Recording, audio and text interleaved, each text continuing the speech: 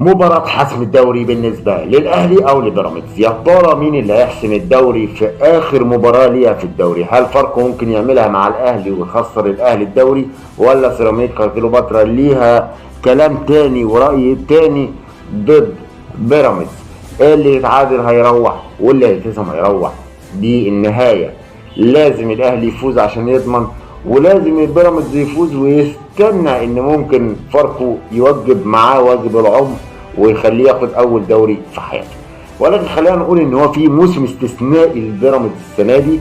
بصراحه فريق بيأدي اداء كويس جدا وبيلعب على 3 بطولات لحد اللحظه الاخيره، بيلعب على الدوري وهيلعب النهائي في كاس مصر وبيلعب نهائي دوري ابطال افريقيا. موسم تاريخي لبيراميدز بلعيبه بمدرب باداره.